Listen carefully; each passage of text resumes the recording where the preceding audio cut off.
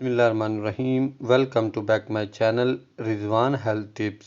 तो फ्रेंड, आज की वीडियो का टॉपिक है कि हमल होने के बाद बच्चा सेहतमंद है कि नहीं। प्रेगनेंसी कंसीव होने के बाद गैर सेहतमंद बच्चे की क्या अलामत होती हैं। प्रेग्नेंट होने के बाद क्या अलामत होती हैं कि बच्चा गैर सेहतमंद है या सेहतमंद।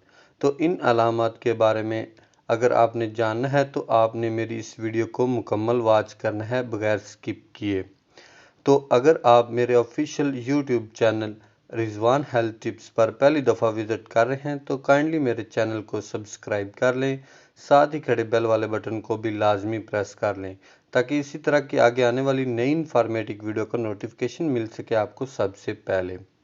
अगर आप ये जानना चाहती हैं कि आपका बेबी सेहत और तवाना पैदा हो तो इसके लिए आपको पता होना चाहिए कि बच्चे की सेहत के लिए हेल्थी और अनहेल्थी अलामत का पता होना बहुत ज़रूरी है। अगर आप पहले ही हफ्ते में मसलन के 20 वीक्स में इनमें लापरवाही करती हैं तो अस्काते हमल हो सकता है। 5वें माह में बेबी की मूवमेंट शुरू हो जाती है। इस दौरान बच्चे को बहुत से खतरात से निपटना पड़ता है। तो इस दौरान औरत को चाहिए कि वो अपने बेबी को प्रॉपर टाइम दे और इसकी मुकम्मल केयर करे और अपनी डाइट का मुकम्मल ख्याल रखे। इस दौरान बच्चे की हार्ट बीट का ख्याल रखते और डॉक्टर से मुकम्मल रजू रखे।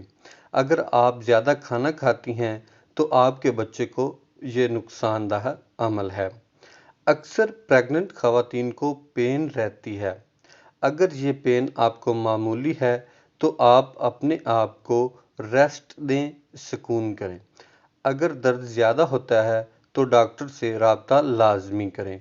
प्रेगनेंसी के दौरान आपकी कमर में दर्द होता है तो ये दर्द इसलिए होता है कि जब बेबी की ग्रोथ होती है तो इस वजह से ये पेन होती है। तो इस दौरान आपके जो है ना बच्चे का जो वज़न होता है इसलिए जो है ना इस वजह से करके कमर में दर्द होना शुरू हो जाती है। तो इसी दौरान आपने वज़नी चीज़ नहीं उठानी, सीढ़ियाँ वगैरह का इस्तेमाल कम करना है और मुकम्मल रेस्ट करना है। तो उम्मीद करता हूँ आज की वीडियो आपको बस बहुत जो है ना पसंद आई होगी। लाइक कमेंट शेयर ज़रूर करें, अपनी दुआओं में याद रखें। वास्सलाम।